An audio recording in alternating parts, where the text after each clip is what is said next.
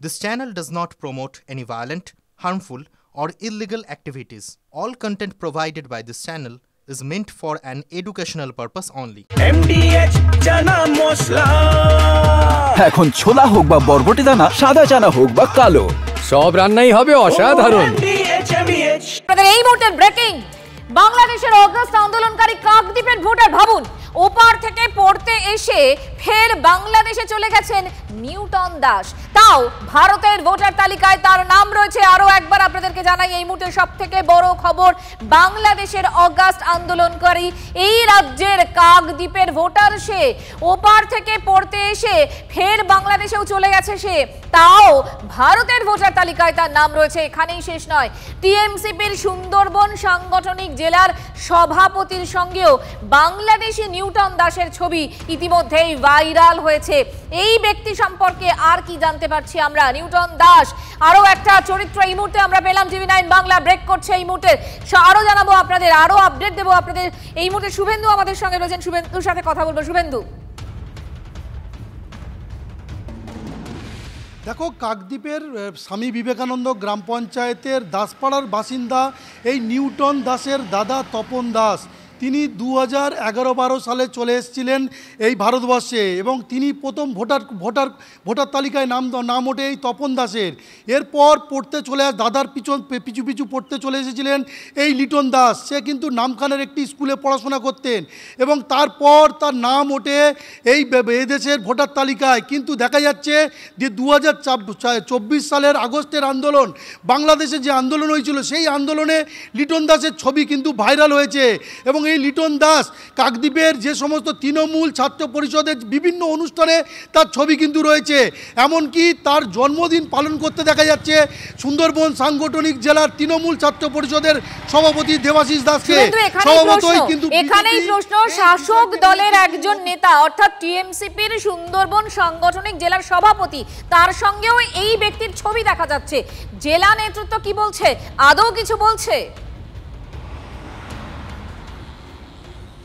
দেখো, তোমাকে আমি জানিয়ে রাখবো যে এই নিউটন দাসের দাদা, সে কিন্তু জানিয়েছে যে সে তার আত্মীয় স্বজন ধরে এই ভোটার তালিকায় নাম তুলেছিল, কিন্তু ভাই নাম তুলেছে তার বন্ধু বান্ধব ধরে। এই বন্ধু বান্ধব কারা তা সেটা কিন্তু সে কিন্তু পরিষ্কার কিন্তু জানাতে চাইছে না। ফলে এই দেবাশিস দাস তৃণমূল ছাত্র পরিষদের যে সভাপতি, তিনি কিন্তু জানিয়েছেন যে তার সঙ্গে পড়াশোনা করতেন এবং বন্ধুত্ব ছিল এই দেবাশিস দাসের নিউটনের সঙ্গে। ফলে এই দেবাশিসের সূত্র ধরে ভোটার তালিকায় নাম উঠেছে বলে অভিযোগ তুলেছে বিজেপি। কিন্তু তৃণমূল নেতৃত্ব এখনো পর্যন্ত এই ঘটনায় মুখ খুলতে যায়নি। স্থানীয় নেতৃত্বরা তারা কিন্তু একেবারেই বিষয়টি ধামাচাপা দেওয়ার চেষ্টা করছে।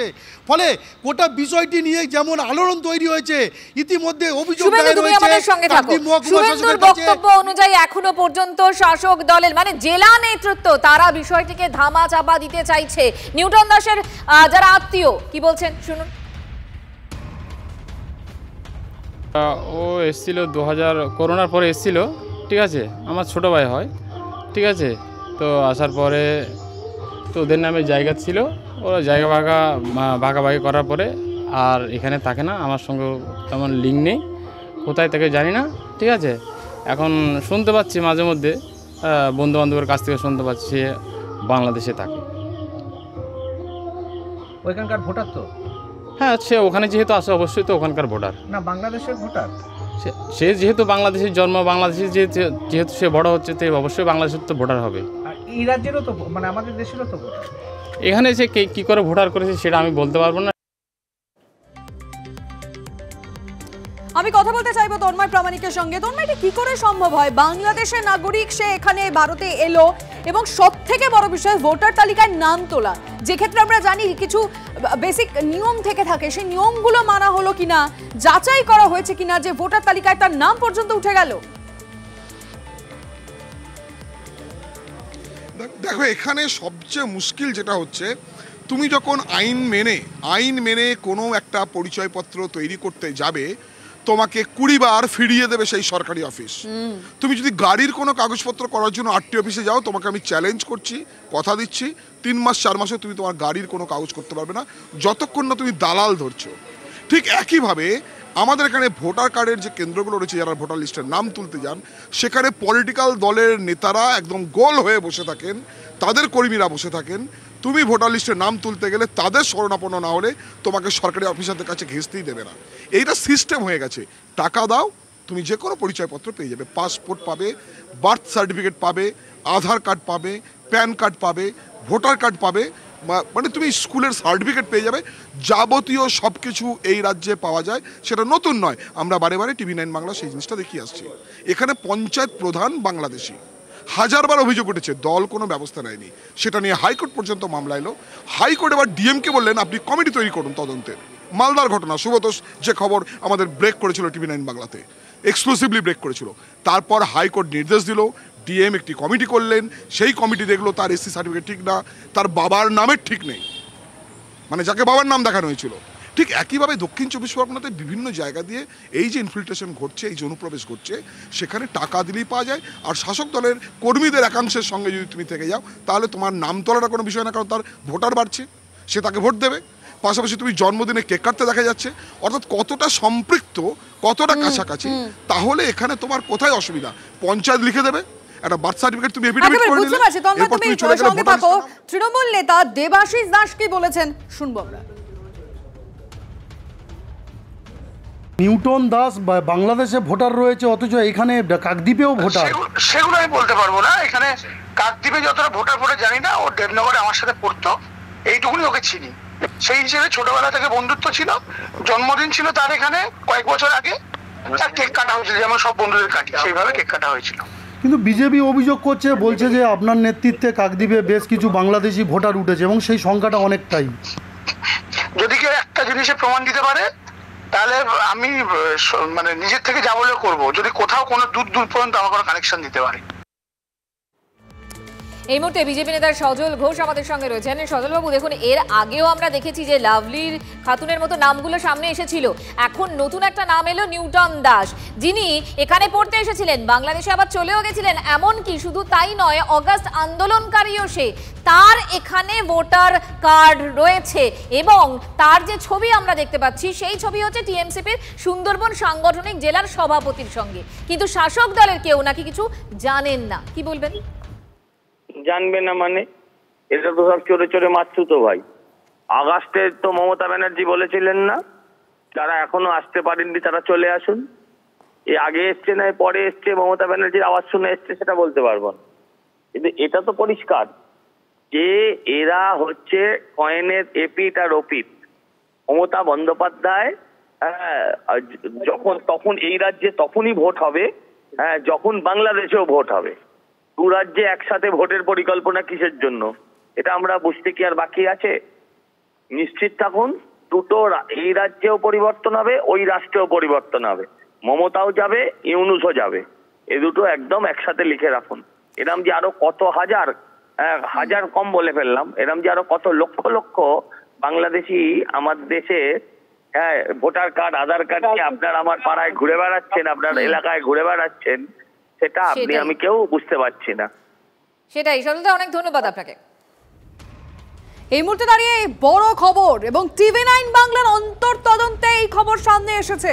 প্রশাসন কি করছে আমরা জানি। দেখুন, আমরা সবাই জানি ভোটার তালিকায় নাম তুলতে গেলে কি কি প্রসিডিওর, কি কি নিয়ম, সমস্ত কিছু মেনে তারপরে ভোটার তালিকায় নাম তুলতে হয়। কিন্তু না, এক্ষেত্রে কিছু প্রয়োজনই হয়তো পড়েনি। ওপার থেকে এপারে পড়তে এসেছিলেন, পড়তে এসে ভোটার তালিকায় নাম তুলে দিলেন। শুধু নিজে নয়, দাদার নামও ভোটার তালিকায় তুলে দিলেন। মানে আমরা শুধু বলছি না, TV9 বাংলার অন্তর্তদন্তে ছবিটা আমরা সামনে রাখছি, যে ছবিতে দেখা যাচ্ছে পরিষ্কার জল করছে নিউটন দাস এবারে শুধু পড়তে এসে ভোটার তালিকায় নামটা তুলে নিতে পারলেন। তৃণমূল মুখপাত্র তন্ময় ঘোষ এই মুহূর্তে আমাদের সঙ্গে রয়েছেন। তন্ময় বাবু, এই মুহূর্তে দাঁড়িয়ে TV9 বাংলার অন্তর্তদন্তে যে খবর সামনে এসেছে, বাংলাদেশ থেকে এপারে পড়তে এসে তারা নিজেদের নাম, মানে নিউটন দাস ভোটার তালিকায় নাম তুলতে পারলেন। শুধু এখানেই শেষ নয়, টিএমসিপির সুন্দরবন সাংগঠনিক জেলার সভাপতির সঙ্গে তার ছবি দেখা গেছে। কি বলবেন? প্রথম কথা হচ্ছে, কার সঙ্গে কার ছবি দেখা গেছে তাই দিয়ে বিচার হয় না। তাহলে বিজেপির বিভিন্ন নেতৃত্বের সঙ্গে যাদের যাদের ছবি দেখা গেছে, এই কিছুদিন আগে একটা ছবি দেখছিলাম, মাফিয়া জয়দেব খান না কে একজন আছে, তার সঙ্গে দেশের স্বরাষ্ট্রমন্ত্রী অমিত শাহের ছবি আছে।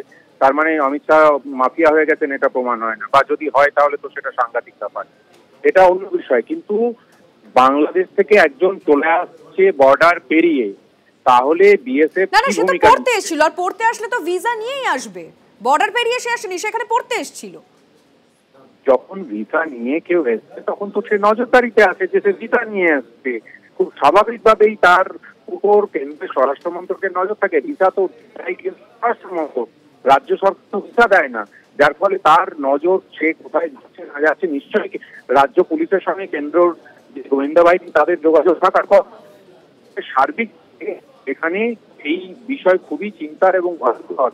যদি এরকম ভাবে একের পর এক কেন্দ্রীয় গোয়েন্দা সংস্থা ব্যর্থতা হয়, বা তাদের যদি রাজ্য সরকারের যে রাজ্য পুলিশ আছে তাদের সঙ্গে যোগাযোগের অভাব থাকে বা কোথাও কোঅর্ডিনেশনের অভাব থাকে, তাহলে দেশের নিরাপত্তার ক্ষেত্রে নিশ্চিতভাবে বক্তব্য পরিষ্কার আমাদের কাছে। তন্ময় বাবু, ধন্যবাদ আপনাকে। কাকদ্বীপে দেবাশিস দাসের মাধ্যমেই এই ধরনের চক্র বাংলাদেশ থেকে যারা এসছে তাদেরকে নিয়েই দেবাশিস দাস আজকের লালিত পালিত শক্তি সংগ্রহ করেছে। এটা আমাদের কাছে এর আগে বহুবার অভিযোগ আছে, আমরা দেখেছি, বহু জায়গায় অভিযোগ করেছি, এবং এও বলছি এটা নিয়ে আমরা ইএসআইয়ের কাছে আবেদন করব। এটা কি করে হলো, কিভাবে এরা আসছে এবং এরা কিভাবে এখানে লালিত পালিত হচ্ছে সেটা নিয়ে অবশ্যই অভিযোগ করব। নিউটনকে আমি চিনি, এখানে আমাদের ভোটার, সুভাষনগর প্রথম ঘেরির ভোটার।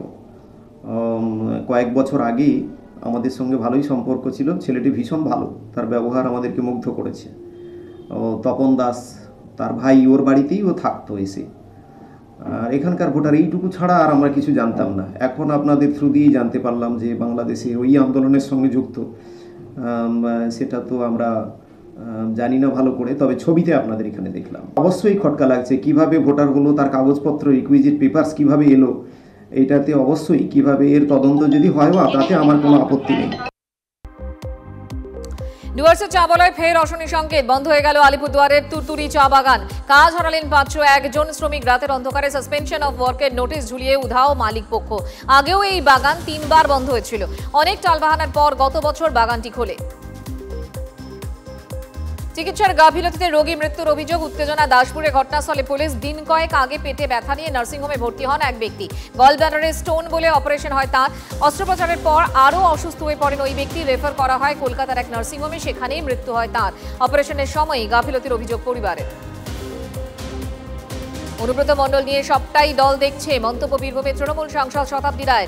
নৈহাটিতে বড় মায়ের মন্দিরে পুজো দিলেন শতাব্দী। প্রথমবার মন্দিরে গিয়ে খুশি সাংসদ। অনুব্রত মণ্ডলের বিষয় এড়িয়ে তার মন্তব্য, সিদ্ধান্ত নেবে দলই।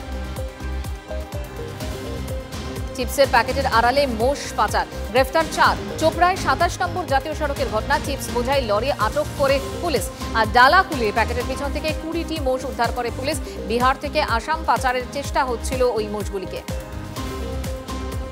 জেলার বাজারগুলিতে নেই অগ্নি নির্বাপন ব্যবস্থা। মেদিনীপুর শহরের গেট বাজারে নেই জল বা ফায়ার সার্ভিস ঢোকার পথ। নড়ে চড়ে বসল প্রশাসন। সম্প্রতি বৈঠক করেন জেলা শাসক সহ দমকল সহ বিভিন্ন দপ্তর। শুধু বাজার নয়, সমস্ত প্রতিষ্ঠানের অগ্নি নিরাপত্তা খতিয়ে দেখা হবে, দাবি পুরসভার। ডোমকল বাস স্ট্যান্ডে নেই পানীয় জলের ব্যবস্থা। 2018 বসেছিল ওয়াটার এটিএম। 1 বছরের মধ্যেই তা অকেজো। তীব্র গরমে জল না পেয়ে বিরক্ত নিত্যযাত্রী থেকে পথচারীরা। বছরের পর বছর বন্ধ। প্রশাসনের হেলদোল নেই বলে অভিযোগ। দ্রুত ব্যবস্থা নেওয়ার দাবি স্থানীয়দের। পুরো এলাকা অথচ নেই নর্দমা। অল্প বৃষ্টি হলেই এলাকায় জল থই থই।